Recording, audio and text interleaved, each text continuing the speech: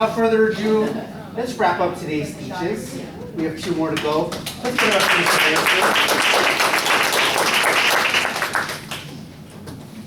Alrighty. Lights, camera, action.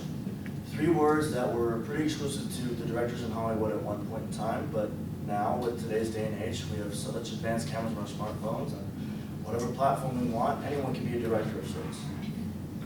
As an active user of social media, I can personally attest to the potential benefits and potential dangers of using the various platforms. However, today I'm here to talk about the scary stuff and hopefully you guys will be safer afterwards. College students especially should be safer on social media because of 3 things. Nothing is private, content has an infinite shelf life, and really social media determines your reputation, which is your greatest asset. Moving to my first point, nothing is private. Nothing is private. First, we'll take a look at Snapchat's terms of service.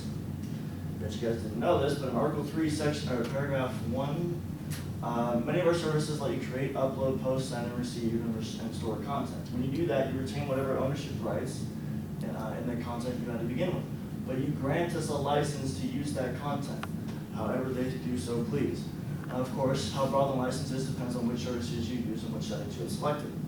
And again, in Article 4, they reiterate, while we're not required to do so, we may access, review, screen, and delete your content at any time for any reason, whether private or public. Next thing I want to talk about for this point is Instagram and a San Francisco-based marketing agency called Hyper, HYP3R. So, 2018, it was revealed in a Business Insider investigation that Hyper, again based in San Francisco, was watching millions, as many as 1 million social media accounts a day to find new partners or not new partners, but to find new people to advertise to. And probably the most famous and most recent scandal of selling advertisement is the Facebook and Cambridge Analytica scandal. The illicit harvesting of social media Facebook accounts from Cambridge Analytica was first reported in 2015, but of course everybody brushed it off because we knew Facebook at the time was, using our account information for advertisers. However, the scandal blew up in 2018 when a whistleblower who was a former worker of Cambridge Analytica came forward and talked about the illegal things that they were doing with that information. And of course, this became crazy, and 3 news stations simultaneously reported it on March 17th, 2018, and it became such a big deal that Congress and every politician across the US and the UK was asking Mark Zuckerberg to come forward and testify, which of course he did. Next, we'll talk about how content has an infinite shelf life. Of course, being a baseball player, how could you not expect me to talk about that? So professional athletes are, of course, always very active on Twitter. Unfortunately, these 3 were active a little bit inappropriately before their time. Oh boy. So world champion shortstop for the Washington Nationals, Trey Turner, Milwaukee Brewers closing pitcher Josh Hader, and Atlanta Braves starting pitcher Sean Newcomb all had tweets resurface in 2018, right around the All-Star game. They unfortunately all had homophobic and racial slurs in them, and these guys were 18, probably not even looking at the possibility of getting drafted.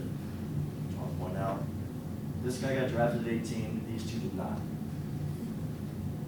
And while the MLB themselves did not take any action, all 3 of them let out a statement apologizing for the actions that they made when they were younger. And Josh Hader the Milwaukee Brewers told Josh Hader to go through sensitivity training and suspended him for a week of play. That actually is a great segue to my next point, that posts are searchable. You guys may think your posts are private, but they're not. If you go into Twitter and search somebody's app plus a keyword, I can guarantee you will find a tweet with those or multiple tweets with that keyword, which I guarantee you is how they found any kind of damage on these guys. These guys are all good players, jealousy gets the better of people, that's what happens. They want to damage your reputation. And lastly, for this point, there's archiving sites. These are public, they're open source, and they have data backups of every website ever, every date ever, just everything.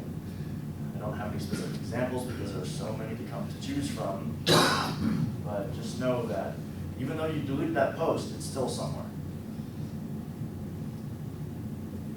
And lastly, your reputation is your greatest asset. This rule applies to everyone. Future schools, job opportunities, and possible landlords will look at social media when it comes to prospective applicants. According to Business News Daily, a 2018 career building survey showed that 70% of employers use social media to screen candidates during the hiring process, and about 43% of employers still look at social media even after the applicant is hired. Okay. In conclusion,